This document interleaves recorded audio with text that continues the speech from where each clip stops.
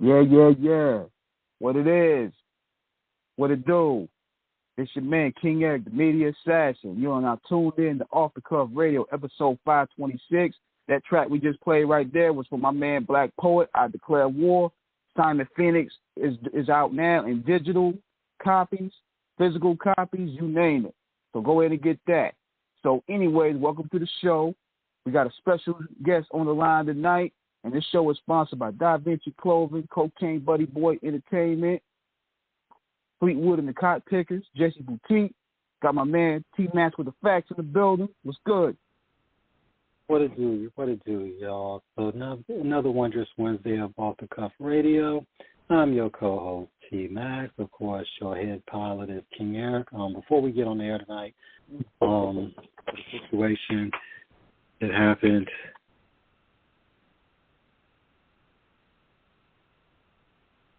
I think you break it up a little bit.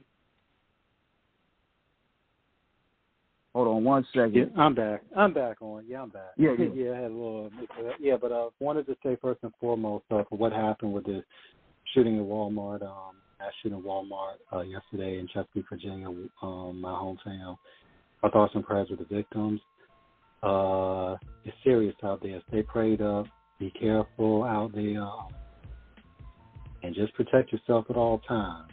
You know what that is. And we just gotta look out. So having said all that, King, let everybody know about what we got on air tonight, man. Man, let me tell you, man, this is a special show right here. For number one, this is the first time we actually had an MMA fighter on the show. We've had wrestlers, we had rappers, we had producers, movie directors, activists, but this is the first ever MMA fighter that we had. And this guy here, man, good friend of mine, he dedicated, he claims and bang, he go hard on whenever fight time comes, you best believe we support him, man, 110 toes down. So, welcoming him to Off the Cuff Radio, true friend of mine, straight warrior at heart. Let's all welcome Too Strong Taylor to Off the Cuff Radio. Man, what's good, my man? Yeah. What's good, brother? I appreciate you letting me get on the show, man. It's a dope opportunity. I'm super excited, man. But I'm here, man. I appreciate you. Absolutely, man. And man, yeah. Go ahead, T-Max. No, yes, man. Look, like King said, in a long, distinguished, and illustrious history of Off the Cuff Radio, you are another welcome and wonderful chapter to our championship banners of great guests. Obviously, your craft is well respected and well honed. And we're just excited to have you on the show tonight, man. It's great to meet you, and for you to tell us your journey from how you started and from how some people think this thing is easy just watching it, how much training, discipline, dedication, desire, and a little bit of with the shit you have to be in order to do this. So we're ready for all of this. Man. Story, oh, yeah. Man. Thank you for being with us. Yeah. No, I appreciate it, man. I appreciate y'all, giving the real, synopsis of what it takes to be an MMA fighter, period. And not just being an MMA fighter, but actually being a good one. It takes a lot, There's different aspects to the game. There's different things that you have to think about that's different, And I'm an athlete, but I don't get to play this. Like other sports, you play basketball, you play football. You can't play fighting. At the end of the day, it's right. risk our health, our mental, and all for the love of the game. I feel like the best way to describe me is I'm a modern day gladiator. Absolutely. So yeah, man, I appreciate you guys letting me be on the show, and I'm here for the fun time. Yeah, man, because the reason why we wanted to bring you on, we wanted to bring you on, man, not to only tell your journey, but to let people know that this ain't no Rocky movie, man. That shit is fantasy, man. This is some real dedication, hard work, mental preparation, all this stuff, man. It plays a chord.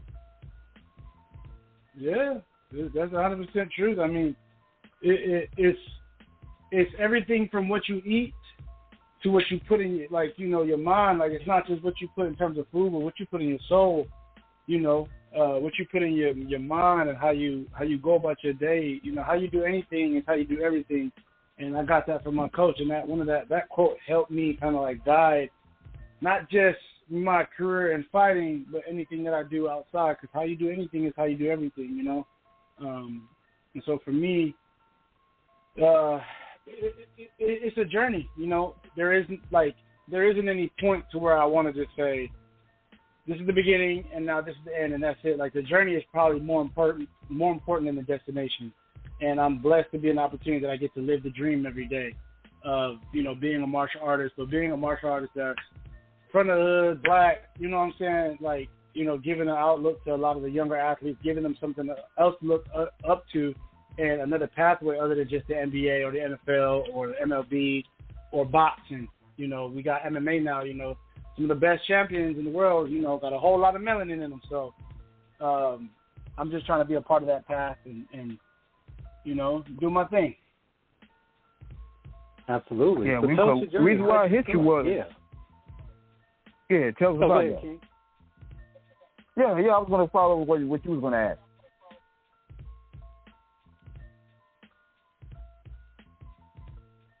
Say that again? Yeah, we're going to ask how'd you get started?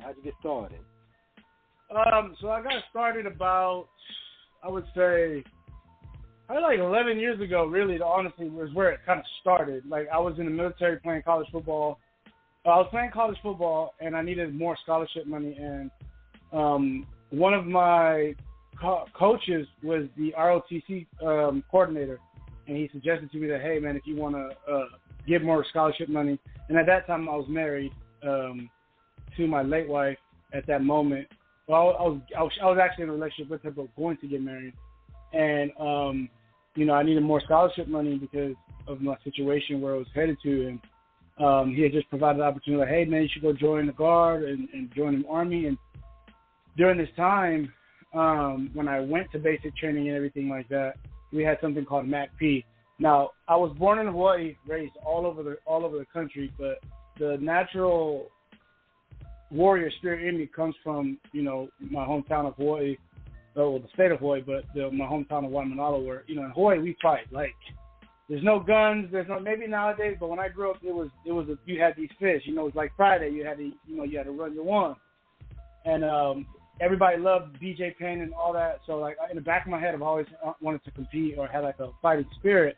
But I kind of was hesitant because I felt like I couldn't handle the cardio, or the workouts may have been too hard, and that was just me, not allowing my potential to speak. But when I got into the military, we had something called MACP, where they teach us, how to, physically hurt people in a sense, and anybody who's in the military would understand what MACP is. And I did well. I grew an affinity for combat lessons, or I don't know what to say, but I grew a hunger for it. And when I got out, man, I tried to go back to football, but it was just not there. My hunger for football to go to the NFL wasn't there, but my hunger for MMA or to be a martial artist and a fight in the UFC had just overcame me.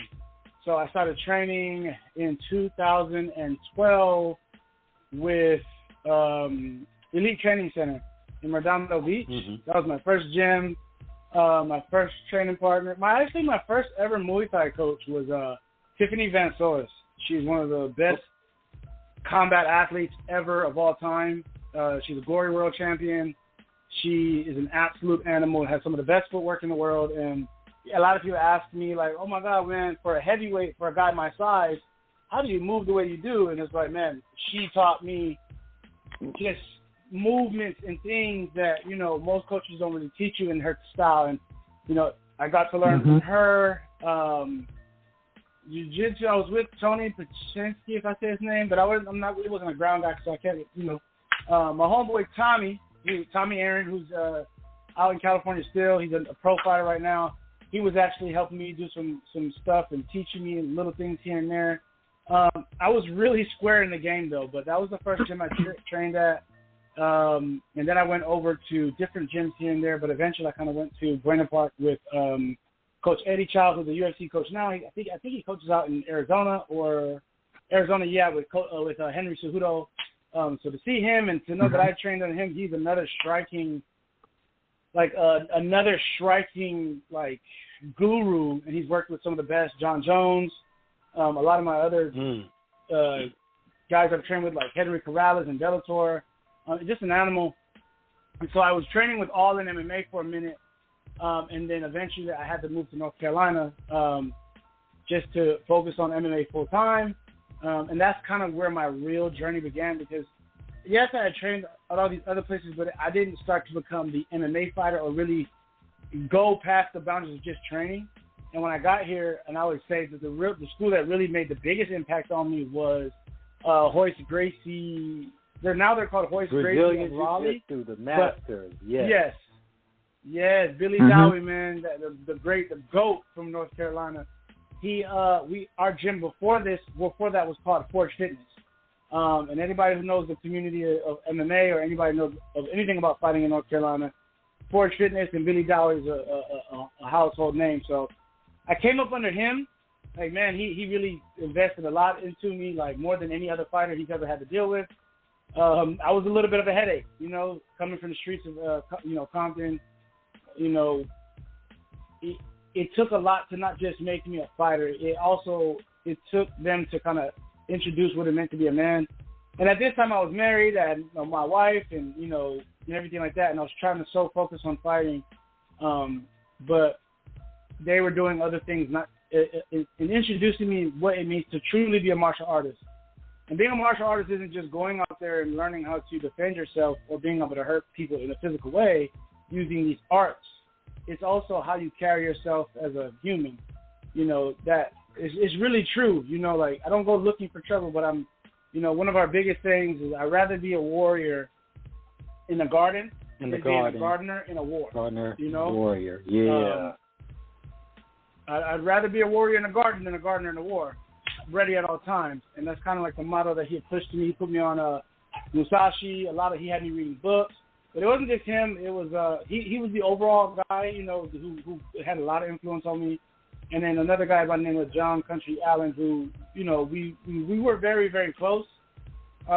You couldn't take us two apart. He taught me everything about nutrition a lot of times. Like, he bought me my first scale, how to weigh food out.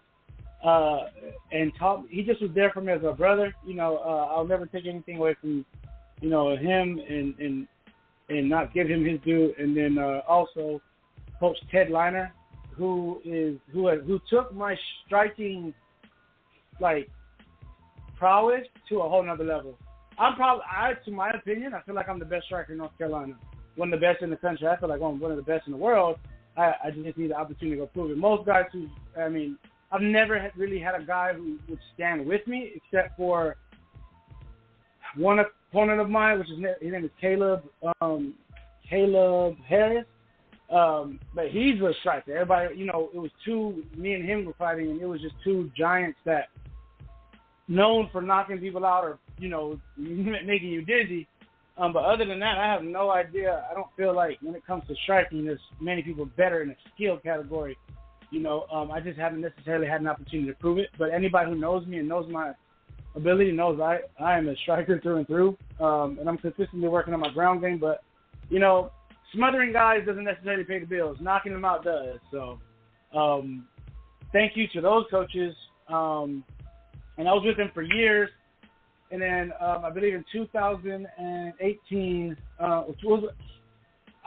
I would say this. Let me go back. So 2015, 16, I was training, and I was about to have my debut, but unfortunately, my late wife, she passed away from cancer in 2018. But in 2016, she was diagnosed with diffuse large B-cell lymphoma, and I just kind of stopped training, stopped fighting, and focused on just, helping her and building the life that I could for her, which took a toll on me. And then in 2018, unfortunately, she passed away, but she not necessarily had me, but I promised her that I'll become the world champ, and I'll give everything I have to being the world champ to me and able to make this place a better place, making the changes, taking care of the kids. Like, being an example, being the superhero that she thought I was. She always called me Superman. I just never believed her, but, at the end of the day, she thought of me in the best light, and I have to make sure that in her honor that I continue to do that. And I went off. 2018, I went on a stroll. I tried to take out anybody and everybody I could. I gave 110% effort, and I ended up becoming the number 1 ranked heavyweight in North Carolina. I was undefeated through 2019 through 2020. I was one of the first amateurs signed under a management company. I was on a roll, man. I was ranked I think the highest I ranked in 2020 was number 4 in the country, and number 1 in North Carolina as a 265-pound heavyweight. So during that time, I ended up leaving the gym during COVID because obviously COVID had some changes, and I went to like a more, we just had some differences in, the future in terms of where I was going, and I ended up transferring gyms to like more of a pro-style gym with more pro guys. And I mean all the best guys in North Carolina. Even my boy Jamie Pickett, who's in the UFC now, Hannah Cipher, who's in the UFC, Alan Crowder, who's in the UFC, Damon Blackshear, who's in the UFC now. Like, I ended up getting to be around them, and man, once I did, I picked up so much. I just got even better. And so I had a fight in 2020, and it ended up being a no contest. I think it was a loss, but a no contest to eye poke. I ended up getting poked in the 4th round, and it was pretty bad. I didn't really have a good showing. I had COVID like the month before, and I was out of shape, and about, had to deal with what I had to deal with, some personal issues. My mom wasn't doing well with her health. But a year later, I ended up getting a rematch, which was this year in February, and I did my thing. Like, I got the revenge, not necessarily a revenge because it was just a no. But it's crazy because this fight ended up in a no contest due to the eye poke. But I feel like a lot of people who watched the fight was there like, yeah, you definitely won the fight. I put on the show. The highlights are out there, and everybody got to see. And so I had another title fight right after that, short notice. It was a close fight, 5-round absolute war. Just another one of those situations where when I touch guys, all they want to do is take me down.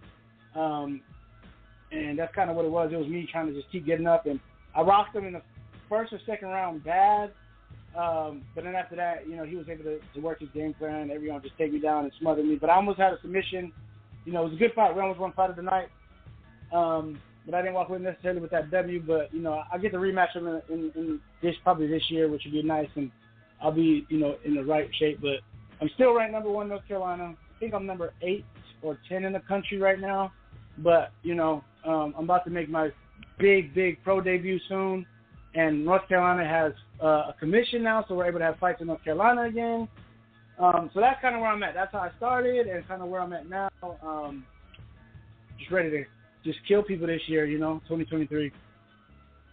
Man. What's wild, though, man, is, and what's, I was going to say, too, what's wild, though, is that just where that you're really built for the game, if you could take your first hit, because, even Tyson said it best, everybody has a plan to get punched in the mouth. Mm-hmm. Sometimes when they get hit in the mouth, they like, yo, let me just go back to my 9 to 5. I ain't built for this.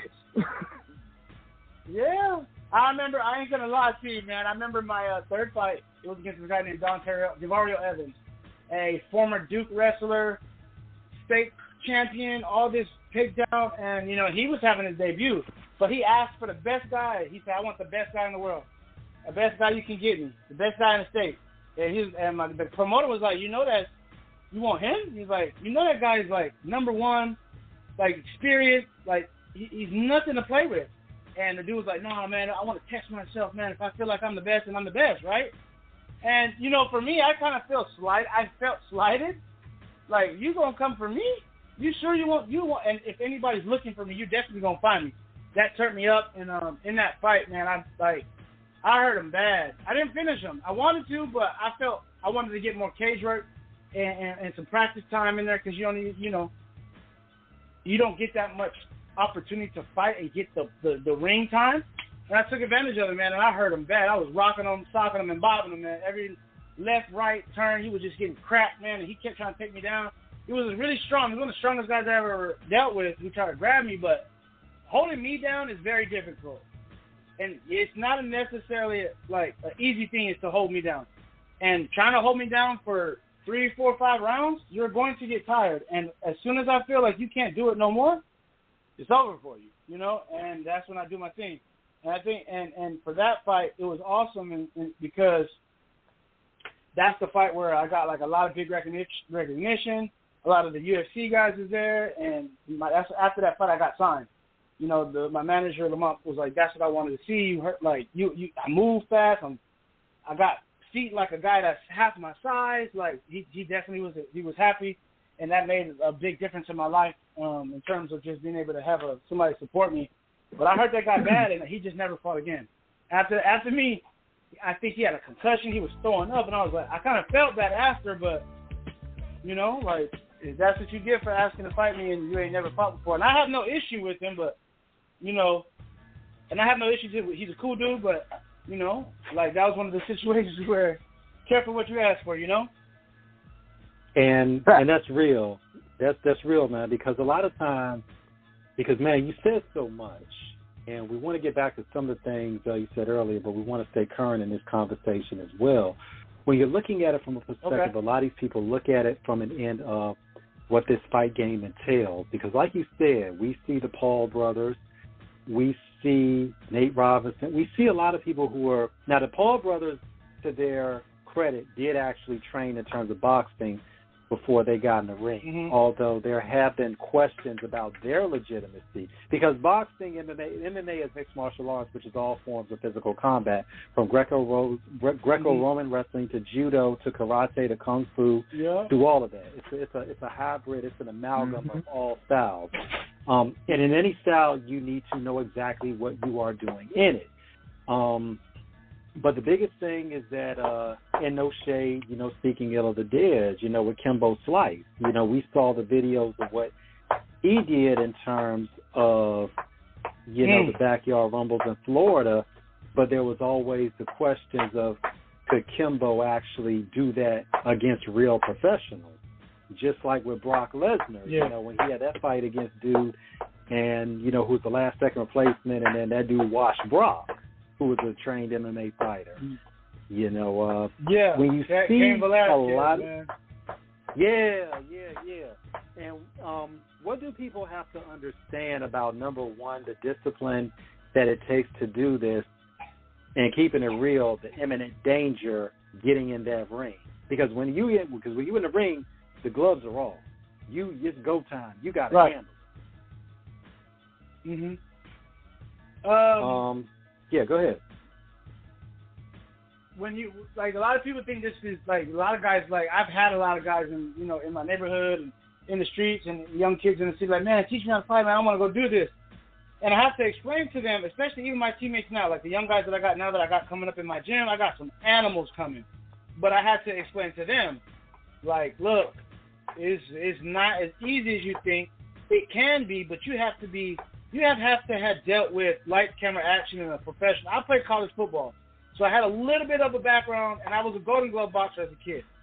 So I had a little bit of a background in just being put in the spotlight and able to perform a little bit. But still, I still had my, you know, kind of growing pains, right? But as a MMA fighter, man, it's different. MMA is different from boxing because, like, boxing is still a dangerous sport. To me, that's the only thing close. And I love boxing. I come from a boxing background. Right. But with MMA, you look at like the Kimbo Slice situation. Kimbo in the streets was scary. I would fight anybody would never fight Kimbo except for guys who trained MMA. And that when Kimbo got to the UFC and he was on the Ultimate Fighter, we wasn't going to strike with him. But guess what? He doesn't have no grappling, no jiu-jitsu, no wrestling, no sambo, and those arts are extremely important. The guys I hate fighting the most are wrestlers. Because all they want to do is take you down. They don't care to stand and bang with you. They don't care to do none of that. They're going to single, double leg you, and power drive your ass to the ground for as long as they need to, as long as they get out of danger. And that is something as an MMA fighter you need to be prepared for, you know. And that's something I'm still working on till this day. I'll never stop because I know when guys, they know when they fight me, that's where they feel like they can have. That's my weak point because you're not going to stand and bang with me for sure. And now that I'm working on my jiu-jitsu is a lot better, you know, and jiu-jitsu is fire too. Like, all those arts, like, have its place. And that's why it's mixed martial arts. And the best guys in the world know how to mix it up and train it every day. The guys that don't mix it up and don't want to train every day end up losing, or end up like being really good at one thing and then like sucking at another, and then they never make it as far as they could have because they never wanted to put in the discipline to train the other arts.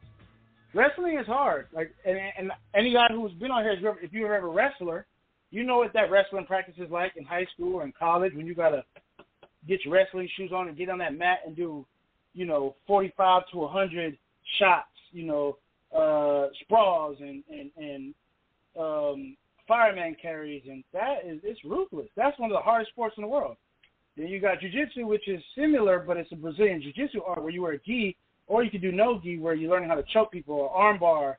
Like most of the people I tell every day, if there's one art you want to learn that has no basis for, like, oh, if you're tall, skinny, that doesn't matter, kids, or a girl versus a guy, it's jiu-jitsu. My girlfriend can choke me out if I let her. Like, you know what I'm saying? Because I'm an MMA fighter, but I guarantee to a guy my size, if I didn't have any training technique, she would know just to go ahead and take his back, crawl up on his neck, put both legs around, both arms around his neck, and it's night-night, And I have a lot of girls, younger women in my academy that are absolutely killers, but they don't throw a single punch, but they will take you down and submit you, break your arms, So it's very, very important that you train all the aspects, or train to the point where you're not in danger, and you can develop a technique or a tactic to be able to get to where you're strongest at. Like guys like Adesanya, or guys like but they all are higher level grapplers as well. They just don't want to do it. Get to the point where you don't have to do it. You get enough to where you can do what you want to do. And right. That's where like guys like Kimbo, but Kimbo didn't come up in the game like that, so I don't blame him because he's coming from the streets. Right. MMA now is such a broad sport that now you can get it, but back then it was like the who knows what that is, But yeah, that's the basics of it. It's called discipline for a reason. And when you talk about wrestling, especially Too Strong, you're talking about also in terms of what it means to really accomplish. Like we look at what Rulon Gardner did against Alexander Karolin, and how he was able to be, how he was able to beat him. And Karolin had been undefeated in the world international wrestling for 13 years. But like they say in terms of grappling and wrestling, is they say there's always a distinct height advantage when you're standing up, but you're all on the same height when you hit the ground. That's right. That's it. That's how you move with it. When you think about the streets of Compton, of course, growing up, Rosecrans, Central, Compton Boulevard, the CPT. That's where I live, on Compton Boulevard, and I live all over there. Yeah, my grandma's house is on Culver Ave, right off of Compton Boulevard. That's where I stay. Yeah, man. I mean, so look, throw it up for all, throw it up for all our homies out in Compton. Day One, Derek, CPT, South, everybody. Damn, there. Yeah, man. We I mean, LA is big. All my family really from like Compton, Long Beach, everywhere. Like I got off Long Beach Boulevard. That's kind of the borders of Compton. That's the city for me. Like that's all my peoples. But I got family all over. I grew up in Detroit as well, so the homies in Detroit. Like I done been to all the gutters. You know what I'm saying? The 313. I used to live there. I went to Benjamin Nolan Middle School and Corville Elementary, and they shut down now because it's just too gutter. But Compton is always going to be home for me just as much as Hawaii and any of those other places. I feel like the whole world is my home. But for me, that LA is a different story. LA is a dangerous place. And I mean, rest in peace to all the rappers that have lost their lives there recently, man. Like, it's nothing to me. I'm not proud. Like, I'm not saying, oh man, LA is scary, but man, like that's a lot of the times for me. I'm from somewhere out there. Former gang member. I mean, you always gonna be where you from, but like for me, like that's just nothing to play with. Like that's all those people. That's all for me. And what gangbanger was then was like, that's all. Like if I didn't have nothing else, I'd still be a gang member. And I almost lost. Like I almost ended up saying forget it and was gonna go, just do my thug business and get, do my thing. But luckily I found my wife. I got lucky, and there ain't too many times you can get lucky. And she told me it was either the hood or her. Luckily I made the decision to choose her. But a lot of the homies don't got that. A lot of the homies is still there, and for me, it's a dangerous place, man. Like that's not a place you want to play with. You start gangbanging at a lot of you start gangbanging at a young age, 8, 9 years old. My mom from the set. My dad is an OG from the set. My adopted parent, my dad, but he from the set. OG Pineapple from Ludus Park, Paru. Ludus Park, yeah, man. Yo, I mean, yeah, you know it. And it's serious, man. Because you got neighborhood Paru. Yeah, I mean, you got neighborhood Paru. Of course, you got Compton Crip. Oh yeah, you got the neighborhood. You got the West Side. Yeah, man. It's almost like I think it's to. Go ahead. I think it's around 400 gangs in Compton alone. Bloods, Crips, the borderlines. You can, it's Bloods and Crips. It's mainly though. I mean, I ain't gonna say mainly. Long Beach is nothing but really Crips. I know a few Bloods, but it's very minimal. Yeah, that's the city of Crips. Compton got shout out to P. Knight. A lot of Blood hoods. Facts. Because Compton got a lot of Crip hoods, but it's the same thing pretty much, just in terms of gang culture. I'll see like we're out here. This is lovely. I love it. I don't really feel like, and it's nothing that's not to say that there isn't hood parts out here, but for me, this is, man, we got trees and holidays out here. You can wear whatever you want, but you go to LA, you go to Compton, you got to worry about what hats you got on, what colors you got on. They still on that out there. Somebody come up to you in the wrong neighborhood. They still in that time. So I remember I played football I'd say 70% of the team was gang members, and whether you was this or that, what I'm saying, when it came to the field, it was like, all right, you was gonna turn that down, and we was gonna play football, and some of the homies, your best homies, is from other hoods. Now you might not be friends with the enemy hoods, you may just do your thing, but most of the times you go to the certain schools that you can go to that you can do your thing at. Like you don't gotta feel like the enemy hoods is there. Like I ain't never went to it's schools that like, I'm not going there, it's the enemy goes over there. But I wasn't this super gangstered out dude though. I ain't gonna front like I ever was. I'm from the set though, and I got my issue, and I could have, and I'm blessed to have a way out. But a lot of my homies that I still play football with was, from hoods and still in the hood, still living that hood life. They try to do the football thing, and I'm blessed every day to be able to be an MMA fighter and give back to the community and do what I do. But I think that the struggles that I went through just made me better in terms of trying to do better with my life. And I never want to be in. I'm not gonna glorify stupidity. Some of us have to live a certain lifestyle, and I get that. Not all of us are fortunate enough to be able to escape the hood. I love the hood. I never really leave the hood, to be honest with you. But at some point in your life, you have to accept the reality of how dangerous those things can be. But Compton is also a dope place. Compton got good food, culture there. Can't forget the women. Compton College doing it. It's a vibe. You just got to make sure that when you're going out there, LA is like this. You go there, and you whatever. If you're looking for something, you definitely gonna find it. So if you're looking for that, you definitely gonna find it, for sure. But Compton got a lot of love, man. And look out for his people, though.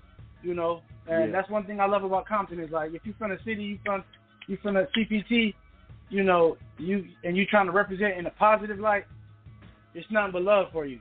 And that's one thing I appreciate. Like I always represent Compton in a way. I always represent down in a certain way. And I can't wait to go back and build, so, hey, we can be MMA fighters. I know a lot of my people from Compton is rooting for me. A lot of my people like, man, you're the only one doing it. Like, you know what I'm saying? In this realm. We don't got a lot of MMA fighters. There'll be a few, but, each one teach one, and we all trying to get there, Man, putting that bird in the sky pretty much. Yeah, let everybody see it, in terms of let it take flight. I mean, when you look at, we got Tragnu, you got Kelly Park, like I said, Neighborhood Pyru, Compton. I mean, it's, a lot of one of my best homies is from Nutty Block. You know what I'm saying? Nutty Block. Okay, Nutty Block. Compton Crip. Okay.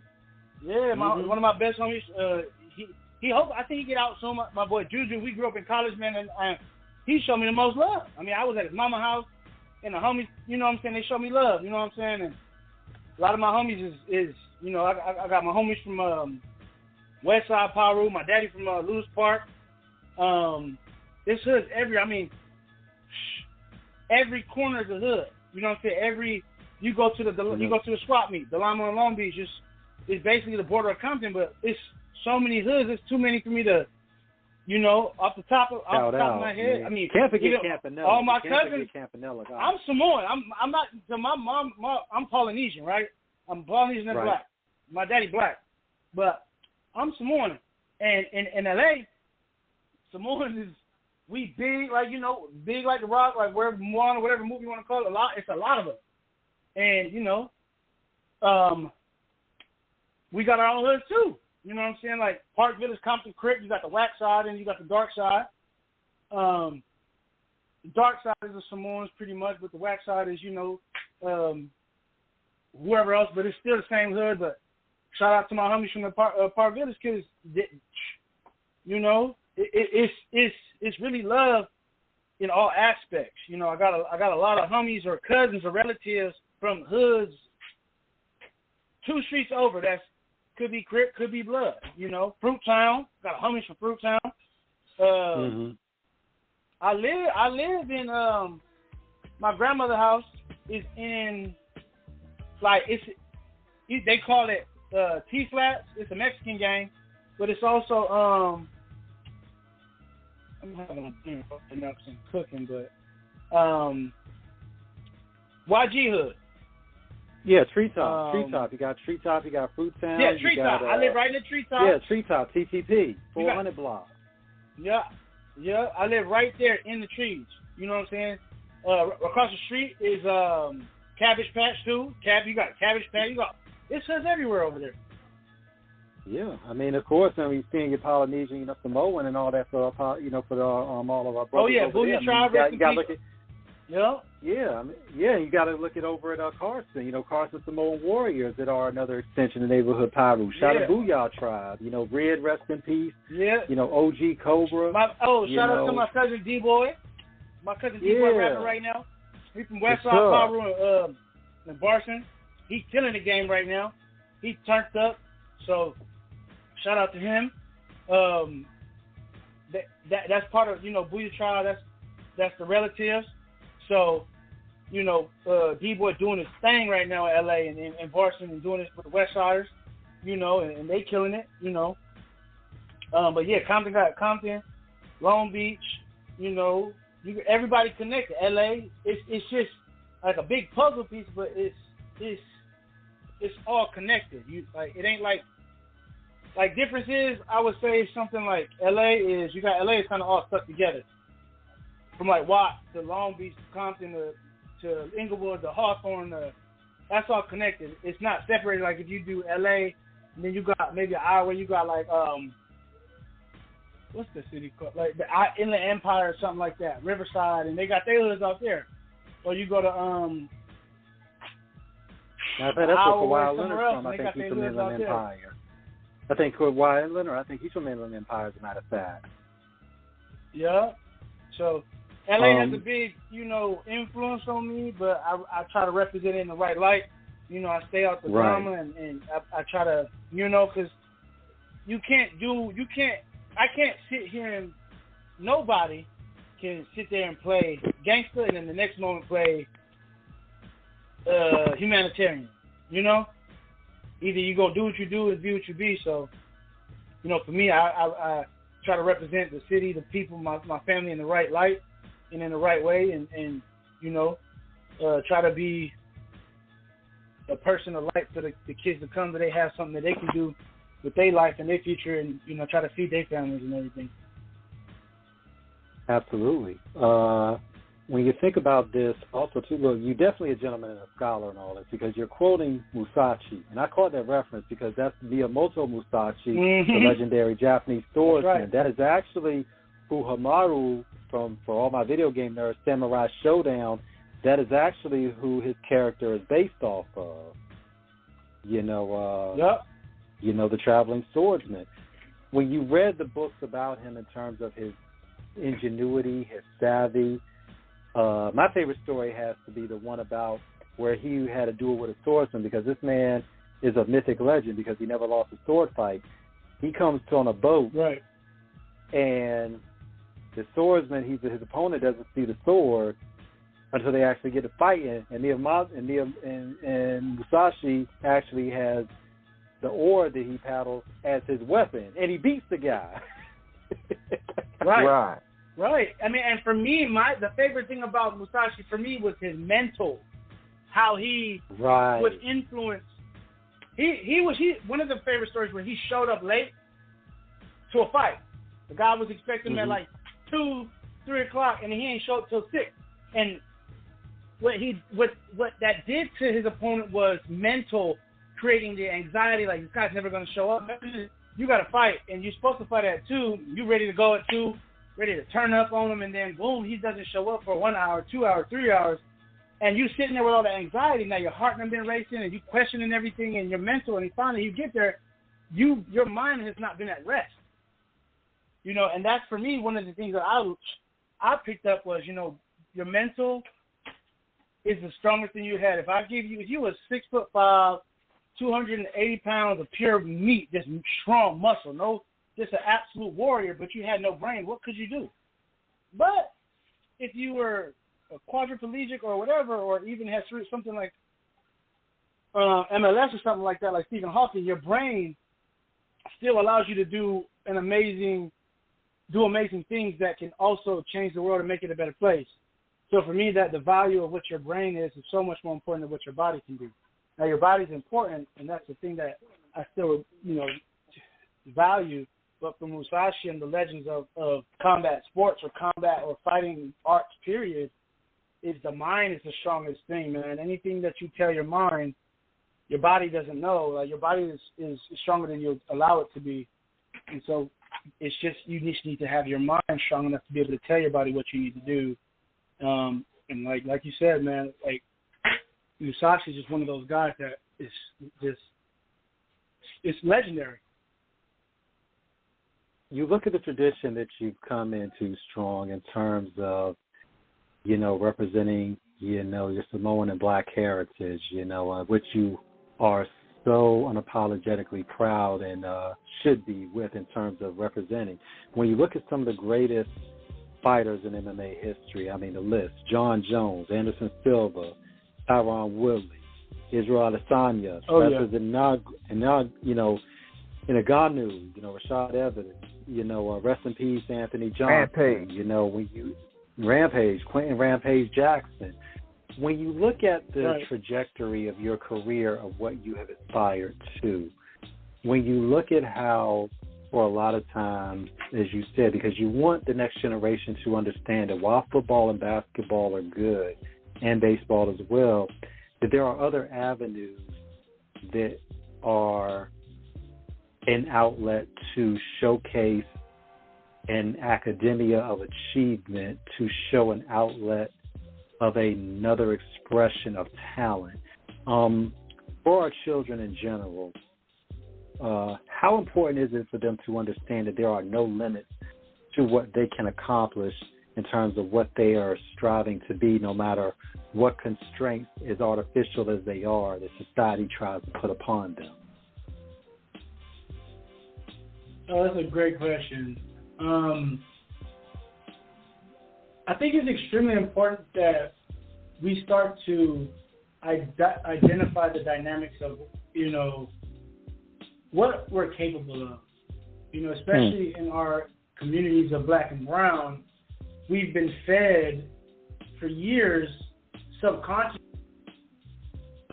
our media, TV, our cultures that, we can only do certain things, like play sports or be in the street or these limiting factors. But I feel like as I've become more mature and more educated and follow people like Nip, man, Nipsey was one of my is my favorite rapper of all time. Not just for his ability to create music, but for what his music stood for and the things that he would do with it, you know. And I feel like the more individuals that we have in our community, the Serena Williams, you know, they're from Compton, you know, the Williams sisters, like when we start to identify more with that, we're more than just an athlete, that we have history, and Black history is just not a month, it's a lifetime. It's like that black people in itself have developed some of the most influential cultures, themes, ideas, fashion that we don't even get credit for because of so many factors that, you know, we could all use. But I want to be a part of the change that we consciously influence children and the future generations, that you can be whatever you want to be. It all depends on how much you want to put in the work and how much you are passionate about. Find the passion. You know, don't just stick to something that you have to do because of the bills. And I understand that paying your bills is important, but like Nipsey says, man, find something that you can do passionately and get paid for it. And for me, that's one of the things that I do is MMA. Being a combat athlete is, man, I love to fight. It's a passion of mine, and I can get paid to do it. And it can do things for me that influence. I can have an influence and help in the world. You know, I also have a restaurant, a Hawaiian restaurant, and I also am a school teacher, new school teacher in that process. But I'm passionate about all these things. You don't have to be an athlete to be cool. Being a doctor is dope. We need more Black doctors. We need more, and it isn't just Black, but, you know, we need more. You know, one of the things one of my mentors said to me a long time ago was, if the minorities knew that they were the majority, they would really see who the minority was. You know, if we, as the minority folks, as Blacks, you know, Spanish, or whatever is what we consider a minority, if we were to come together, we would be more than the majority than what you would consider what is the majority today. And it's nothing racist or nothing like that, but it's just, I want to be an influence on my people that they can believe in themselves and do things that they think that they can't do or anybody else. And, you know, because like you guys understand, growing up in the hood can be hard. You know, growing up in the hood can be a difficult factor because there's no positive, sometimes, role models around where there's no, you know, once you hit the first or second obstacle, it's like people start to give up. And I never want to have that. I've been knocked down 50 times, but every single, I'm going to get up 51 tomorrow. I'm going to get up 52 after that. And that's just what I want to kind of represent in terms to the future generations, and even people around that are still looking for that. You know, the symbol on my chest is a lightning bolt, but for me, it is I believe I'm lightning in a bottle. I'm one of a kind, and I feel like I just spark to those people that spark a hope. You know, that whenever you see me fight or whenever you see me do what I do, that, you know, I give you hope, you know, to be able to continue to fight, you know, till there ain't no more fight left. Definitely. So, what were some of your... I'm back for a minute. Yeah, I was going to say, so, you know, in tying into your fighting, man, who were some of your, like, considered fighter heroes? For sure, Anderson Silva, and I'm on Anderson Silva's team. I'm Team Killer Bees. I'm with my gym at Embrace Martial Arts, which I love. My coach Joel Garcia, Thiago Silva, you know, Team Brazil, you know. I'm under pretty much Israel Gomez, Joel Garcia, and Anderson Silva. Anderson Silva is one of the GOATs. I still get starstruck no matter how many times I see him. He is, to me, one of my heroes for sure. If not my most, you know, like most accomplished hero. Definitely BJ Penn, coming from the islands, you know, of Hawaii being Hawaiian, Samoan, Polynesian period. BJ Penn was a huge factor. Like, you know, he gave us that, you know, never back down, I don't give a damn who, and just bang, you know, lick the blood off the gloves, rub them on your head, like, you know, just animal behavior.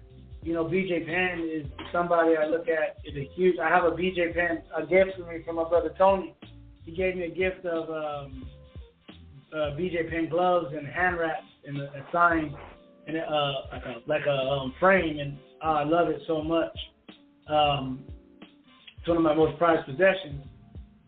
Definitely Cain Velasquez, Daniel Cormier for sure, man. A lot of people don't know Daniel Cormier lost a child while he was in the Olympics, I believe, before he got to the MMA, and you know, he promised his family that he would go and become world champion, and he used that fuel to fight for it. And man, a guy like that become heavyweight world champion, everything that he's been through, he's probably one of my favorites as well, man. And he's just a funny, good dude, and you know, he represents the sport well. You know, John is athletically the GOAT, no matter what.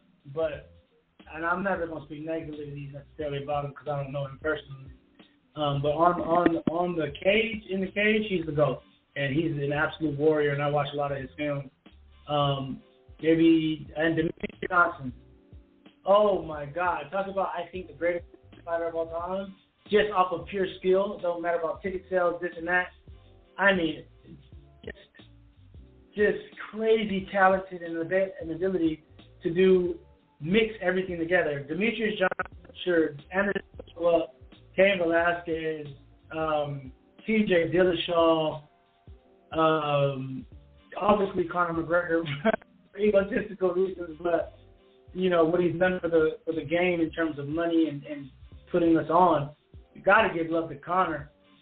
Yeah, Conor's Izzy is one of my favorites. Yeah. But mainly those guys, because those are guys I look up to. Like, hopefully, God willing, I get to the UFC this year, 2023 or 2024.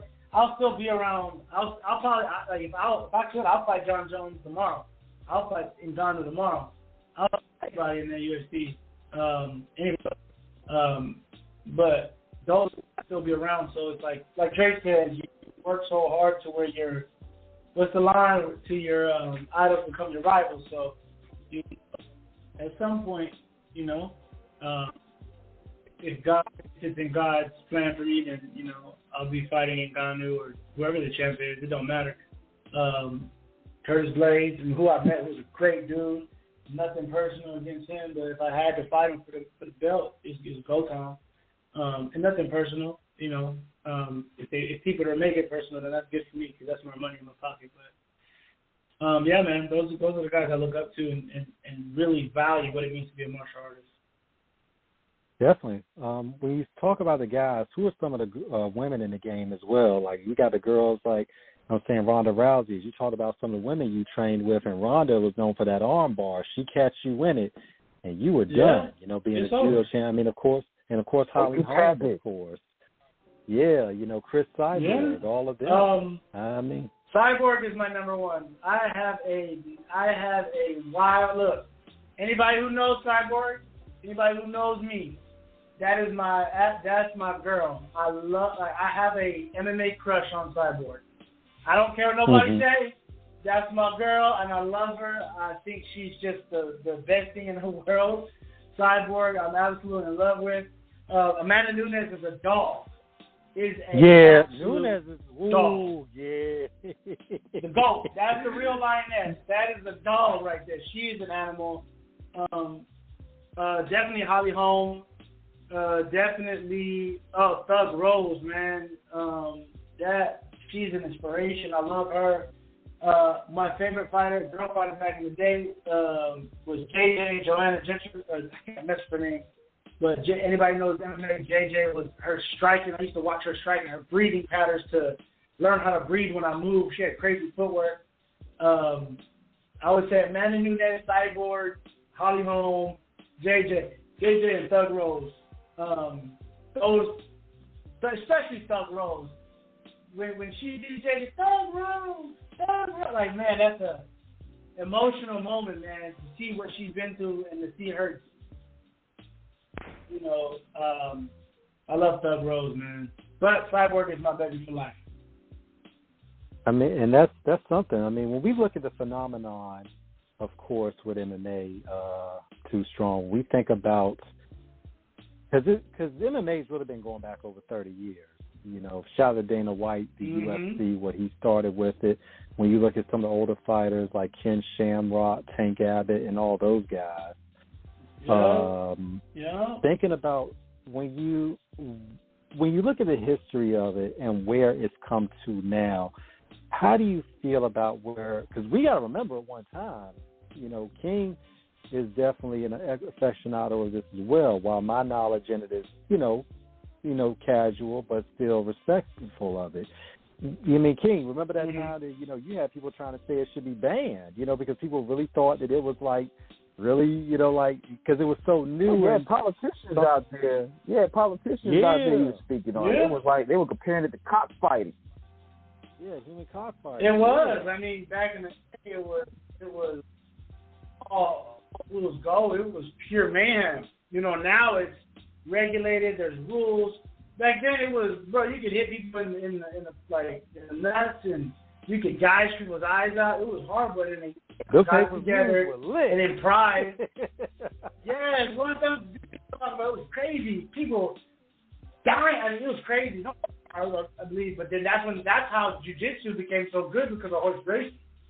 Like, that was crazy to see a guy 180 pounds beating killers, Ken Shamrock, and all that. That was Tito Ortiz. Like, that was the game back then of, like, wow. And then you had Pride. Pride was, like, bigger than the UFC in Japan. And then the UFC kind of, Dana went and bought the UFC, and they cleaned it up, and little by little, and then little by little, it was over here. Vegas was the place. And I think just, like, 5-6 years ago, New York just cleared it to happen in New York, Madison Square Garden. And so the history of it is amazing to take.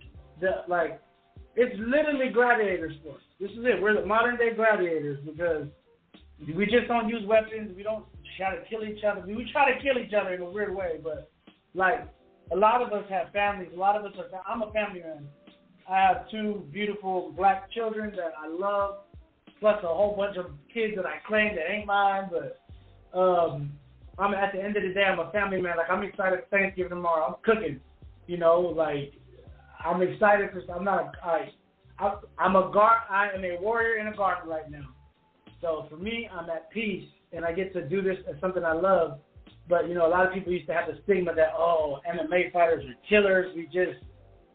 Some of the most dangerous men in the world, some of the most. Anderson Silva is one of the nicest guys you'll ever meet. Like, nicest guys you'll ever meet. Cain Velasquez, one of the nicest, coolest dudes. Daniel Cormier. We have our opportunity to be murderers and killers and all that in the cage. It's legal. But that's the history of where it's grown, and I love where it's at now, and I can't wait to see where it's going to be in the future, especially with, possibly it could be in the Olympics and things like that. Seeing younger kids go to high school and end up becoming MMA fighters. Ooh, that'll be. And look, they done put breakdancing in the Olympics, so I'm like, hey, why not MMA? They have pancration in Russia. It's basically MMA, but yeah, I'm excited for it, man. Looking at this time from it, what are the because there's Bellator, all of that, because there's different leagues you have to get to before you actually get. It's just like in boxing, you got to do your smaller promotions before you get to the big ones, and then of course they vet you through and through to make sure that you are able to defend yourself going into these. What is usually the process for fighters starting off in terms of how they make those progressions through the ranks to get to the big show?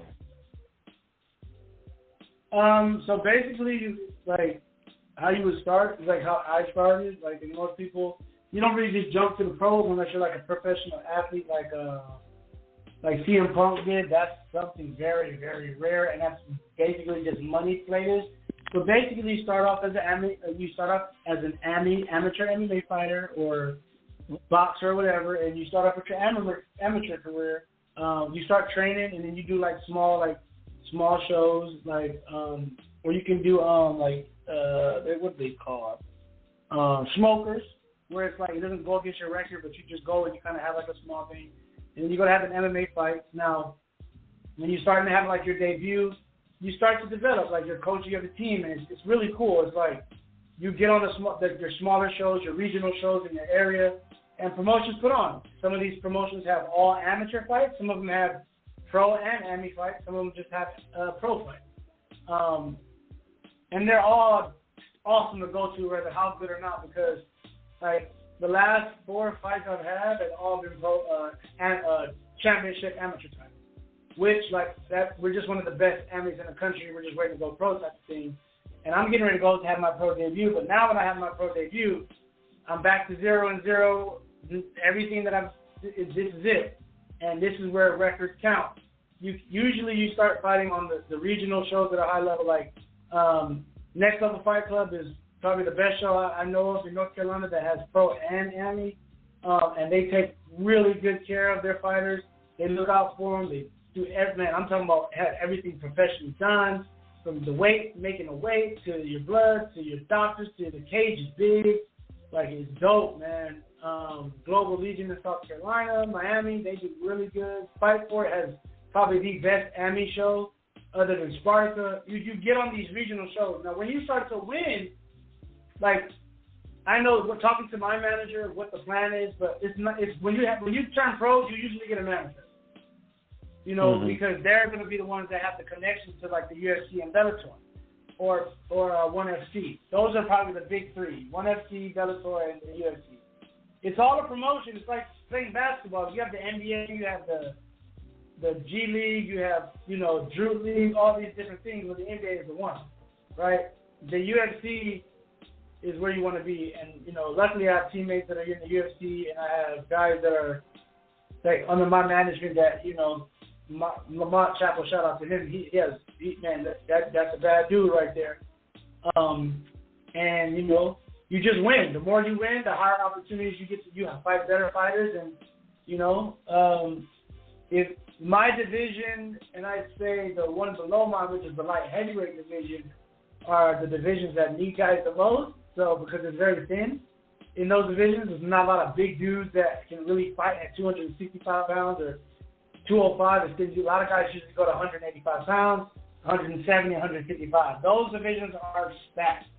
So I love that I'm a 265 because, man, it's harder. But you usually just go that route and you fight on the regional shows and you get on the bigger like statewide or countrywide shows. I hope to be able to fight on any show like Lights Out in LA or what's the other one? Titan ST. That one's good. Ultimate Fighter. On that one, but those are like countrywide shows. No, it's called the Ultimate Fighter. I mean, you can get on the Ultimate Fighter too, but see how the Ultimate Fighter works is it's the UFC. It's just like their contest for whatever weight classes they have at the moment. So got you. If they're going to do a heavyweight show, or if they're going to do a light heavyweight 285, 205, 185, 170, or they're going to do girls, or they're going to do only guys, that is like a show. It's like a reality TV show for UFC. So if you don't do that, the best way to get in is also the ultimate, the Contender Series, which is Dana White's Contender Series, and it happens during the summer, where if they're not going to sign you straight to the UFC, you go to this Contender Series to earn a contract. A couple of my buddies were on there. That's how my boy Jamie Pickett got on there. He went on there and knocked the guy out, I think in the second round, pieced him up bad, finished him, and they was like, all right, you earn a contract. I'm thinking that if I don't sign with the UFC towards the end of this year, and God willing, I'll go 4 or 5-0, whatever the case may be. Next year, 2024, I'll look to be in the Contender Series, to get my way in. If not, I'll take a short notice fight, whatever I got to do. to get in there and put on a show. And, you know, once I'm in there, it's a wrap, man. We're going to take over. I'm getting that belt, and, you know, I'm bringing it back to the city. That's dope. And you know what, though? This is what, though, I was going to say this, too, man. Like, we live in a time where in the fighting era, they look at, like, today, like, if you take an L, that your whole fighting career is over. Now, that's one of the Floyd Mayweather brought a lot to the fighting game in terms of money, commerce, flash, entertainment. But the only thing I didn't like what he brought to the table was that if you act as though if you took the L or lost, your career was done.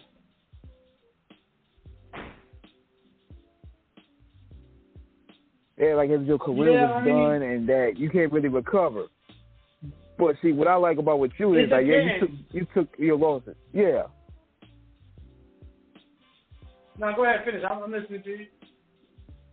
Yeah, now, it depends. Now, if you got knocked out the ring like Martin Lawrence and Tommy the Hitman Hearns, yeah. You know, that's different. that's totally different. But if you know, nobody finishing me. Like, great question. Yeah, you know, like I said, like, you know, this game is rough on your mental, man. You got to be able to bounce back if you want any, you know, yes, the losses matter. Now, you can't just go out there and be losing. Like, I don't lose like that. The only time I've ever lost is when I did something stupid, like I shouldn't have fought. I was being egotistical, taking a short notice fight on 2 weeks, but not being ready to be, not fight ready in shape. I've only had 2. And those 2, I know I can beat. I got my revenge back, and I know I can beat. I'm gonna fight the other guy again, in the pro levels, and I can't wait to be in shape, have what I need to have to be a fighter. I'm better than both of them. I feel just as overall as an MMA fighter. One of them is better, maybe for sure. Kavon Pierce is better than me in strength conditioning at the moment, but I don't feel like skill wise. And this isn't a knock on him. He's an amazing athlete. Good fight. We have different types of game plans, but I feel like that I'm better than him. For sure, I'm better than him. And I don't feel like if he was to say he was better than me, I wouldn't get mad. Like, we all get to test it out. I don't have no hard feelings because I'm the best, because I feel like I'm the best. I want to smoke with everybody. So 2023, I don't got no friends. We get like, and it's not like I'm not no friends, but like I'll fight everybody, and because I feel like I'm the best. I want to prove that I'm the best. I want the same boxing energy. I'm on that Javante Davis type energy, you know, right? Like I'm with all that. So for me, it's like a loss only hurts you if you allow it to, and if you don't learn. In our game, we like to say not the word loss, but a lesson. You either win or you learn. And in both of the losses I've learned how not to approach a fight, to think that I'm unstoppable even on my worst day. You know? Luckily, I really got one loss because the other loss was from an eye poke, so that really wasn't no loss. So I really have only one loss, and the only reason why I lost that fight because I went into out of shape. I took it on short notice. I was injured, but I should have pulled out because I hurt myself that week. But I'm not like if I can swing and still have a shot at winning, I will. And that was the stupidity on my part. But it ain't like I got necessarily thrashed. It was a 5-round war. 5-round war, back and forth. Like, he touched me and I didn't move. I touched him and he did the groove. That was the difference. Now, he'll pick my ass up and slam me. You know, he was strong enough. But, you know, if I was in shape, I would have been able to defend the takedown. The first round, I won the first round. You know, he couldn't take me down, and that's where I took the most lesson was, you know, and this is why amateur careers matter, because this is where you learn your lesson, that you don't take over into the pros.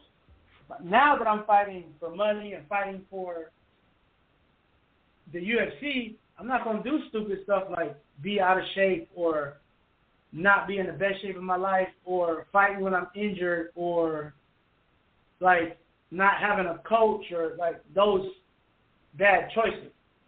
And so you either win or you learn. The only thing about what made Floyd Mayweather was I don't trip necessarily because that's what made him great in terms of the money buying. And you wanted to either see him win or you wanted to see him lose. Either way, he was paying to watch. to either see him win or you see him lose. Canelo was beating everybody. The only person and Mayweather was smart. He took out Canelo before Canelo was ready. You know, and I respect it. Canelo was doing the same thing. Mm-hmm. I feel like Caleb Plant is an animal, and I feel like, you know, Canelo is just a dog. I mean, he's been fighting since he was a kid. Like, it's levels to this game, and everybody has a chance. You know, if you look at Anthony Joshua, you know, taking his first loss to Ruiz, that messed him up. You can see his mental, his ego was like he was supposed to be 6'6", chiseled, 4% body fat, great British pride, unstoppable. And then you let a guy from like California, out of shape, like come and finish you, put you on Front Street. You know, Deontay Wilder. You know, I respect his comeback, and I want to see him succeed. I know, like, you know, Tyson Fury, fighting don't have nothing to do with how you look a lot of times. And it looks good when you have the abs and all that, but this fight, your ass can fight. It don't matter how good you look, because there's a lot of guys out here with abs and bums, you know, cannot fight at all. And there's guys out here with a six-pack, beer belly that will rock your socks, you know. I'm more on the chunkier side, but that's just because of my genetics. But you know, I don't got no abs, but I'm telling you, I'm faster than guys half my size. I got footwork. I hit like a ton. I got a Mack truck in my right hand, and I got a Hellcat in my left hand. You know, you just got to pick your poison with me. But when you look at me, I mean, I'm not like beast or nothing, but I don't have abs, you know, but I'm a heavyweight. It don't matter, you know. But when you look at a guy like Francis Ngannou, 6'5", just 265 pounds, 8% body fat, just killing dudes, that's what you want as a brand. Can't knock it. But everybody has to take their loss the right way, and Ngannou did. He lost the defense, came back better, and that's where it matters. Take your loss, take your L, learn your lesson, come out here and get better and put the work in. And that's all that matters. Getting back up, like Rocky said. You get knocked 8, you get up 9. Man, to see, like you said, because it's not always like you said about the physical, because there's always a certain aesthetic that we know the game has in it, because it's like anything. You know, when we even compare it to professional wrestling, you know, there's always going to be the larger-than-life figures that they feel that they can sell, but the reality is it's about the skill rather than the look, because the look don't win fights. Your ability does. Right. To see individuals like yourself, shout out to my man Antoine Britt. You know, went to high school with him, Indian River High School. You know, he's got his own company, Britt Fit. You know, he was a former MMA fighter himself. You know, so to watch you guys do what you all do is inspirational. It's incredible because you go through, you sacrifice a lot in terms of going into it, understanding what this takes. When you pretty much started on your journey with it, was it something you did an amalgam of everything, or are you certified in belts, in terms of black belts or whatever belts you have in all of your disciplines in terms of what you have worked in? The accolades and the belts and all those things, they do matter in a sense, but it's necessarily what you do with what you have, right?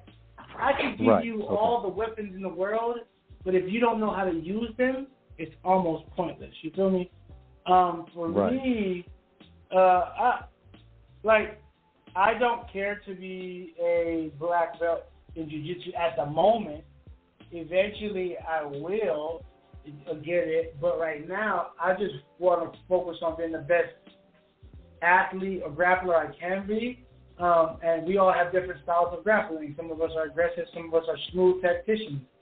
I am a white belt. I'm probably the white belt, the longest white belt a long time. But when you guys roll with me or guys who know me, I'm not a white belt. Like my coaches always wanted to give me my belt. He told me, but I don't do gi. And when you're in the gi, that's how you obtain your belt. When you're doing no gi and things like that, that's more so without a belt or without a gi. And it's just all repetition of what you focus on. I would say I'm a black belt in striking. I have my, I would say in Muay Thai, there's no belts, but for our school we have or in general, Muay Thai colors. I have the color dark blue, is right before black, and that's in Muay Thai. So, for sure that, I've just an athlete, play college football. I can do things that other guys my size cannot. That's probably one of my biggest benefits, I guess accolades I could say, because in MMA there's not much of a transition between belts and stuff and accolades. I never wrestled in high school. I played football, basketball, volleyball, baseball. In college I played football. In the terms of sports MMA, I am still a white belt in jiu-jitsu, but I'll probably get my blue belt soon if I commit to doing the gi. I don't have any idea. I could probably get it in 2 or 3 months if I want. I could get my blue belt tomorrow. Who knows? It's up to my coach. But that's hard. Getting your blue belt is not easy in jiu-jitsu. It takes time. It's definitely a consistent drive every day. When it comes to striking, I've trained karate. I've trained Muay Thai, Taekwondo, different types of striking to develop certain aspects to my hips, kicks. I'm in love with striking. I'm a Golden Glove box. I boxed when I was a kid. I'm a definitely damn good boxer. I could box, if I just wanted to box, I could box. But I like the aspects of all of it together. It's sweeter when you can head kick a guy or, Superman punch or elbow. Oh man, knees. I love knees. Anybody knows me? My knees are like tree trunks. You don't want to get kneed by me.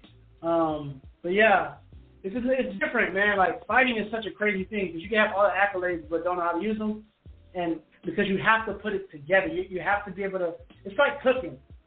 You get in the kitchen and somebody can have brown sugar, cinnamon, butter, and sweet potato, but the quantities or how they cook it may not make it as good as grandma's or whoever the best is in the world, but they have the same ingredients. They try to make it the best, and so I think fighting is the same way. You can have these good things, but you got to have a brain that can mix them all together, knowing the timing, the distance, the length, the how not to use your cardio, when to use your cardio, when the knockout punch is, and when to throw, and how your opponent ring gentlemanship, where your opponent is hurt, and when to hit that to get them to think this. And man, you really got to be a tactician to it. Yes, and that's important because it's like anything you learn in life. The proper training. I think Miles Davis once said it best: learn the instrument, master the instrument, then forget all that shit and just play. Learn what you need to learn, but move on your instincts in terms of what your muscle memory from what you have learned has trained you for, and you just go ahead. Because sometimes it's not necessarily going to be, because when you're really in it, you have to rely on the instinctive knowledge of the base fundamentals that have been learned. And that's where you are best at it. If you think too much in terms of calculation, it's not going to work, because calculation you're trying to make in an unpredictable and spontaneous element. It's about seeing an opening and then moving on. Don't be reckless, but don't be don't think too hard about it either. Just do it. Yeah. You gotta see, one of the things we have in fighting is something we call the flow, and the flow is like this God level ability to. And see, I have ADHD, which it helps. I can get into flow extremely fast, and once I'm into flow mode, like if you hesitate, yes, like those things will get you hurt. But when it comes to fighting, there's something we call flow. It's like God level ability to process in your brain. And when you're in flow, it's like everything is hitting. Like you don't even try it. Boom! It's bing bong. It's Muhammad Ali doing the shuffle and hitting you with the left hook. It's when you can dance, you can boogie. Like I tell my teammates and I tell my students, I tell them this all the time. Gangsters don't dance, we boogie. And when we're in this cage, right, we don't necessarily need to dance, we just need a boogie. And you can dance, I dance all the time, but it's like Adesanya, he would clarify the dancing. Because, it's just the ability to make your body be free of its control and let it just do what it does. I've done things with my body in fights, and I'm like, how did I think of that? Like, how did I hit a guy with an 8-piece combo, and it was fluid? It was, one of my highlights, you see me, I'm on the cage, and I hit him, knee him in the leg, uppercut him, then throw a hook, push him off me, hit him with 2-piece, then a leg, and then as I see, I push him, he come up the cage, I throw a knee. I did not think that at all. It just happened because I was in flow. And when you're in flow, it's some next level Dragon Ball Z, Super Saiyan. It's when you 8 Mile, B Rabbit, fuck 3-Row 313. He just like that's it's. You hit him with the Goku get him. It's crazy to feel it. Come on now, like what? It's when grandma in the kitchen and she's not even trying. She put her foot in it. But that's how you work with it in terms of learning it and then getting it. Ultimately, what other interests do you have? You think down the line you may want to do movies? You think you may want to write a book about your experience? I mean, what else? Yeah, hell yeah. So I got 3 books I'm working on right now. I want to be the next Rock. Dwayne Johnson, I want to be the next Rock. I want to do movies. I want to be the biggest. I just want to be what God placed me on this earth to be. And I feel like being a visionary in the sense of what God has placed in my mind is to just be lightning in a bottle, do movies. I got 2 books I'm working on, like not necessarily self-help books, but like books that just give you a perspective of dealing with certain things like pain from losing someone you love. Like I said, I lost my wife. Yep, hope and turning your travesty into a triumph, and turning your pain into purpose. And I'm working on a kids like comic book-ish book/comic book kind of thing. And that I love superheroes. I love comics. I'm a big Comic-Con person. That used to be my getaway in the hood when I was a kid. I love food. Anybody who knows me knows about me. I have a restaurant. It's called Aloha Barbecue. I throw pop-up shop plate sales throughout the month when I'm not busy. And I have a cult following with that. You can find us on Instagram at Aloha Barbecue for the moment, and I have it on my Facebook. I post all the time. But I love to cook, man. Like cook, and it's art to me. I'm an art person in terms of, to me, fighting is an art. Cooking is an art. I don't draw, and I couldn't draw to save my life. I'm a stick figure kind of guy. But things that music, dancing, cooking, fighting, these are all art forms that I truly enjoy. So doing cooking, I'm looking to open up a restaurant once I kind of get settled in the UFC, have enough money to just, invest. I'm all at the moment. I teach at Wilburn Elementary. I'm the second. I'm working to get my license here full time, but I'm a school teacher and I enjoy it, man. And I've only been doing it for about 10 months now, but it's made a huge impact on my life. The kids give me a different perspective, and they brought back the love that I lost in a lot of things. And man, just thinking about them gets me like, just my heart gets to beating, just because they look at me like, it's weird because, nowadays, back in the day when you were at school, you couldn't go Google your teacher, or you couldn't find them on Instagram or YouTube and social media. Now these kids, they meet you and, they Google you. And now all my kids and my faculty and staff, they know I'm an MMA fighter. They support me.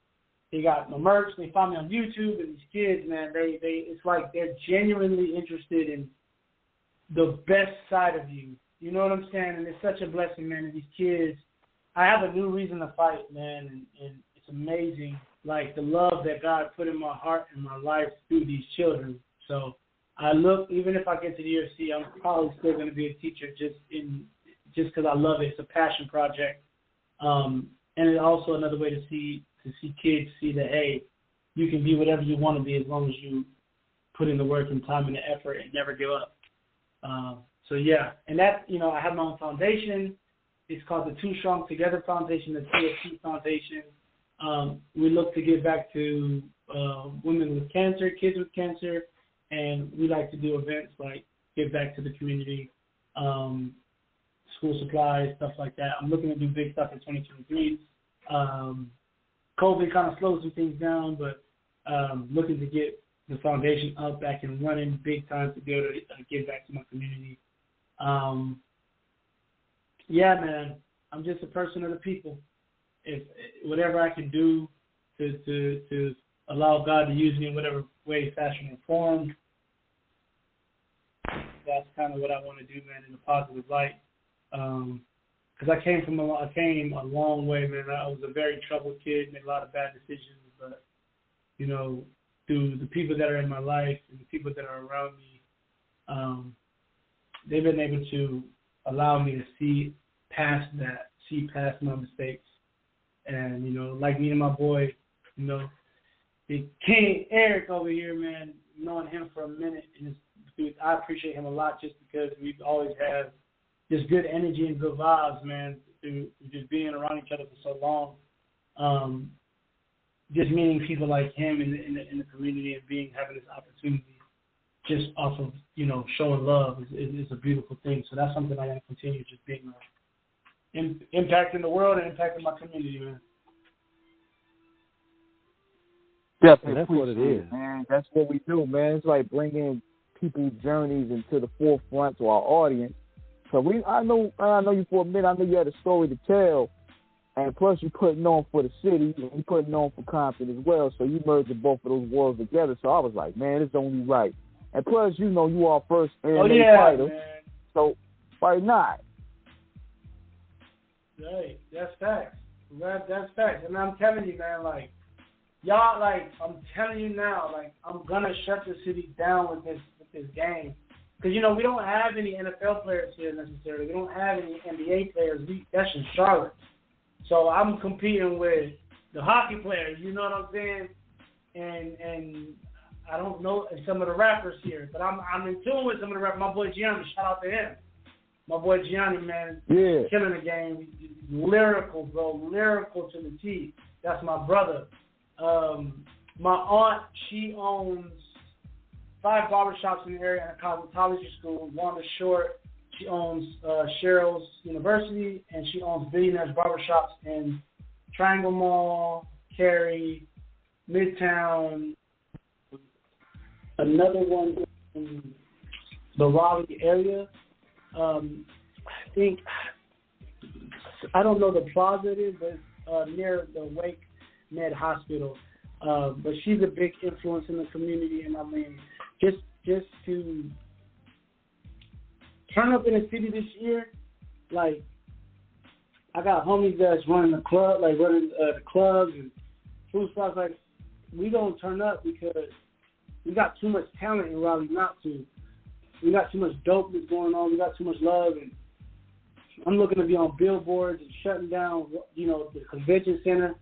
I'm hoping my manager can, and the promotion, Next Level Fight Club, can do a big show either this summer in Raleigh downtown somewhere. And I'm telling you, I'm going to definitely get y'all some tickets.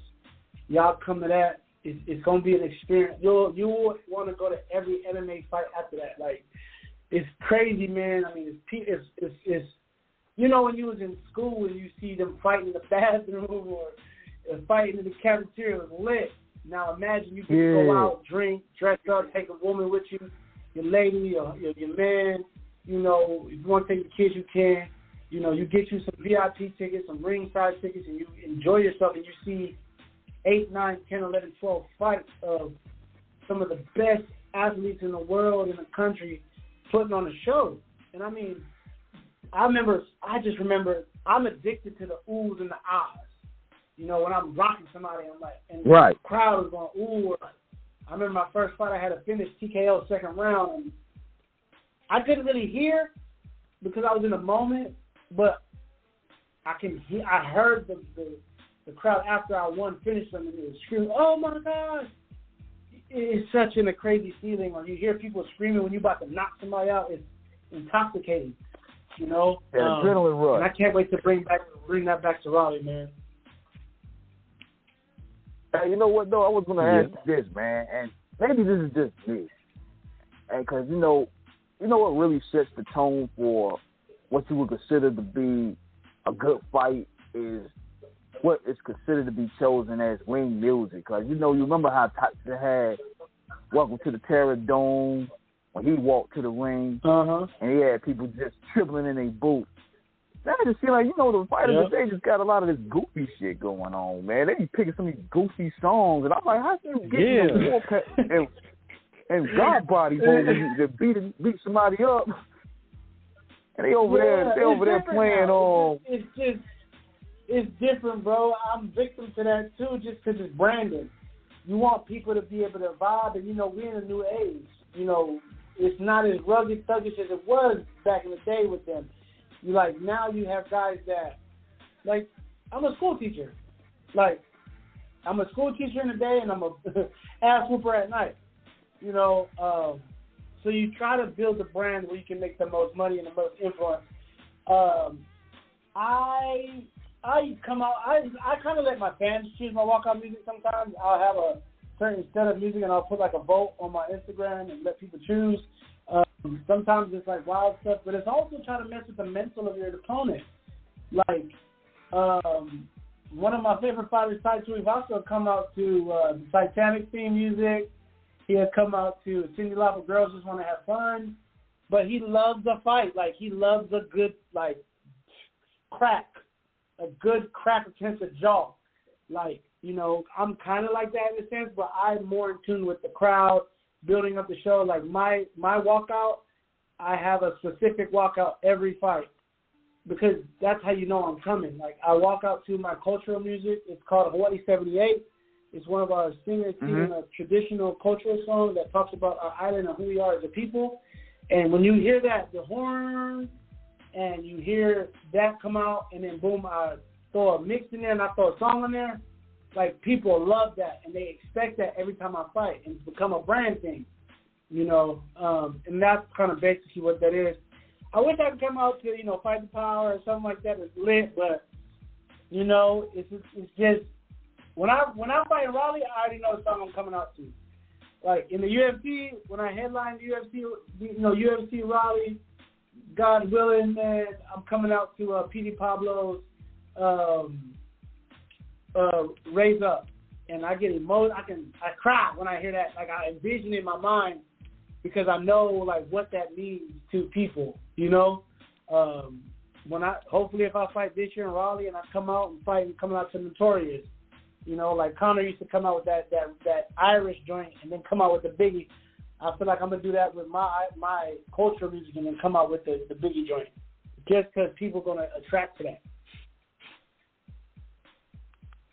Man, I was just wondering because the wrong ring music, man. I remember when Pacquiao, he came out to, I think, Katy Perry. He got rocked out by Marquez. So I was like, man, you do stuck to the coast. Sometimes that happens, bro. Man, look, it's all about the mental. Look, Too Strong. If you got, I'll send you some more in the DM. But if I can, I'll give you a playlist in terms of different songs to go through, like Morbid Angel, The Lion's Den, Overkill's Horoscope, some real heavy metal shit that it's matter of fact, Nile, Ramses, Bringer of War. In Tune, Wolverine Blues. Yeah, put me on, man. Look, I love music. Get you a list. Man. Oh yeah. Yeah, man, but it's man, because he can get you a list. Man, but that's about intimidation. Once you set it off in the ring, you got to let them know, like, look, we come for business, and I'm here to close the deal on that business. That's facts. Sometimes I can look goofy because, like, sometimes it's this thing of, like, who comes out first. If you're coming out first, like, if you're the home team, you come out second. Because, like, imagine you walking in the ring and, like, you see your opponent. He's waiting there for you. So he's sitting in that cage dealing with all that anxiety, listening to your music, having you come out first. Like, you came out first. I remember I had to fight one of my opponents, and I had to come out first because I was in his hometown. So I'm sitting there, my music's done, and I'm like, oh, my God, I'm just standing here like, it's nerve-wracking. And then he comes out, he's coming out the NBA young boy, the whole crowd going crazy. And I'm sitting there like, oh, my God. All right, can we hear this fight, bro? Like, come on. And luckily, I pieced him up bad in that fight. But it was because you pissed me off by making me wait. But, like, that be the thing. It can also be used against you, whoever goes first or second. But, that's just the game, though, That's the fun parts about it. Yeah. It's all about it's all about being able to mentally get in your opponent's head in terms of it. When you look at the history of certain fighters in the ring, what were some of the most surprising victories that you saw in terms of fights that you've seen with certain MMA, with certain fighters in UFC, or just any match in general where the odds were stacked against this individual and they still came out on top? Certain fights where the style is like a kryptonite. Like, for strikers, wrestlers are annoying because, like, you want to stand and fight, but they just want to take you down. And for you to engage and get into the strike, they can bait you into a striking battle and then take you down. And it's like, oh, my God, it's annoying.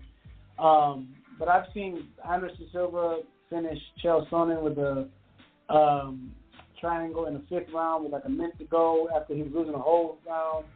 I saw Jorge Masvidal flying knee against Benny Boy, wrestler. TJ Dillashaw, man, when he won the championship round, he beat a guy that didn't lose for 10 years straight, and everybody doubted him. But, it's just one of these things, like, fights where it's just about you, like, self-belief. It's about some people being too cocky sometimes. It's about, being able to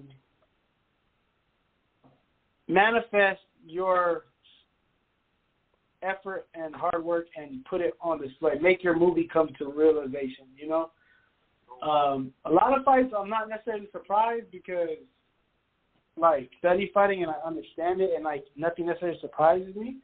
But it'd be some fights where, like, certain things that they do surprises me. Like, recently, the Justin Gaethje and Michael Chandler fight, it was absolute war. But I think, it was Dustin Poirier and Michael Chandler. And in the last round, Dustin Poirier submits him after Michael Chandler slams him on his head from a takedown. Mm-hmm. But nothing necessarily surprises me. It just be like what surprises me more so be the way in which it's done sometimes. Just sometimes, though. But it's really a lot of.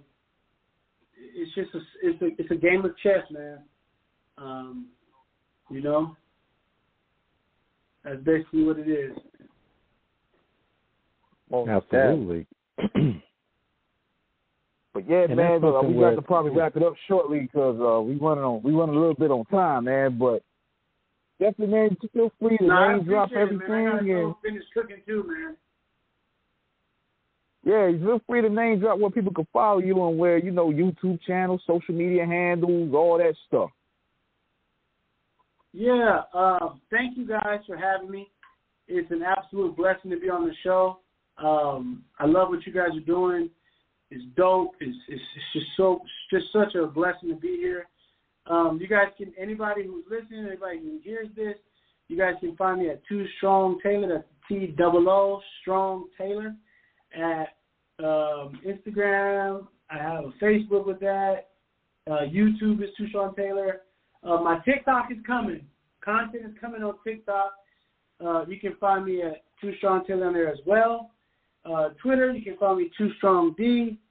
But basically everything is TST or 2 Strong Taylor, man. Like, it makes it easier for TST just because I have my name T, the lightning bolt, which is kind of like an S, and then the T, so it's TST for 2 Strong Taylor. So be on the lookout for T. I got merch. My website will be coming back up in December. We're just doing a revamp right now because I'm transitioning to becoming a full-time pro.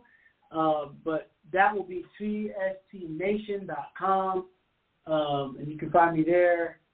And I'll have info about who I am, what I do, and any upcoming events I have, and sponsorship info, all those kind of things. But, yeah, man, shout out to Off the Cuff, man. I really appreciate y'all. Y'all have been nothing but a blessing, man. I can't wait to see what you guys do in the future, man. It's definitely dope just going around here. Dude, we're honored. We're privileged. Thank you so much for giving us, so much insight, so much truth, so much, upliftment, so much inspiration. Keep doing what you're doing.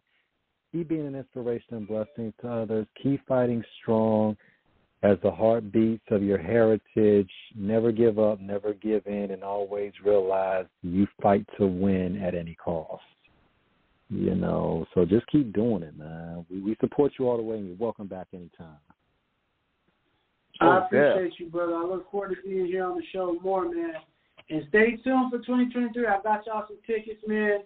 I can't wait to see y'all come on to my fights and put in some work. Absolutely. Absolutely. Most that, man. So, yeah, we're about to be out, man. Catch us again Friday night. Same time, same channel. Y'all know what it is, man. Big shout out to 2 Strong Taylor. Be sure to check him out. Kicking ass and taking names. Yep. Hey, say that one more time for those in the back who didn't hear it. Straight kicking ass and taking names like a 1998 Stone Cold Steve Austin. You heard? Hey, what? I appreciate y'all, man. Y'all have a good night, man. I'm out. You too, man. All right. Say thank you. And King, take us out of here.